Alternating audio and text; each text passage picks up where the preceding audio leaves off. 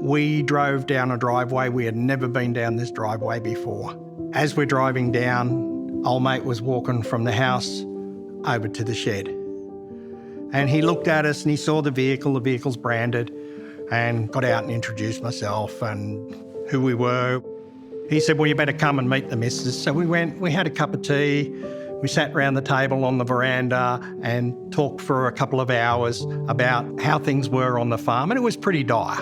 They were in a lot of debt because of the drought. We visited them another time several months later, and he said to me, you know that day you drove down my driveway?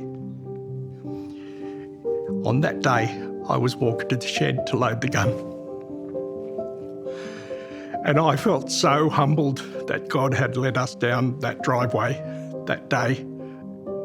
And he said, you saved my life because someone cared.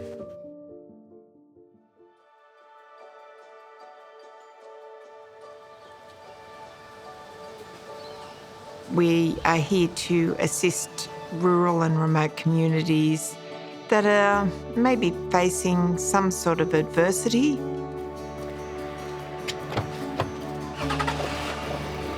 Just building rapport with the people in those small communities that have lost a lot of services over recent years. Isolation for most people in good times is not an issue because things are going well, they're not having to hand feed stock every day, so they've got a little bit of time to take a day off and go to town and mix with other people. But when times are hard and someone needs to be on the farm every day, then that sense of isolation leads them to feeling alone. It becomes an exhaustive mental process to do day-to-day living sometimes. My first meeting with Donna was she was referred to me by another agency to see if we could do anything to help them. They had a set of cattle yards, but there was a part broken where Donna didn't feel safe working with the animals. Go and get it fixed, we'll fix up the bill for you. She then felt safe to work with the cattle and they could continue their business. Because we've had very little rain the whole of summer, we don't have any feed left, so we have to mix feed, grain and straw or hay, to mix and feed out to the cattle. Because it's dry, we're destocking a little, so we've sort of nearly halved our stock today.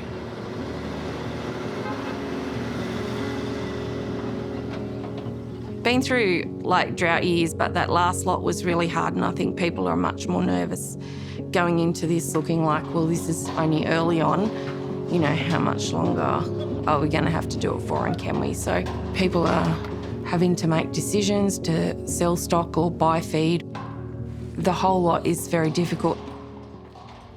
Back in the droughts, we started doing drought drinks. And I don't really care whether you have an alcoholic drink or a cup of tea or whatever, like it was more an excuse for the girls to get together is what it was. And then the boys decided that they were missing out. So I said, well, do your own thing, or sometimes we do it together. When you're feeding stock and that's all you're doing all day and you don't see anyone else, you knock off, go to bed, get up, do the same thing again tomorrow. And so someone coming around to, just have a yarn. Di and Rusty have come up to that through their rural chaplaincy and caught up with people. With Di and Rusty coming to those sort of things, they get to meet people and then people get more comfortable. Now they're just there to listen. The biggest thing is trying to maintain social connection in that when it gets harder, you can keep an eye on friends or they can keep an eye on you, or whichever the case may be. From helping one person, I was able to help 15 people.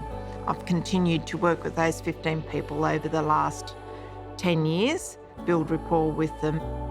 To me, it's like, they're not chaplains, we're friends now.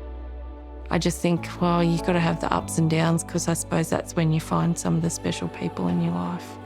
As we go out to these communities, we are taking the Salvation Army to them. We're able to support them, whether that's spiritually, emotionally, physically, or financially. It's about that connection. It's about the building relationships, no matter where they're at.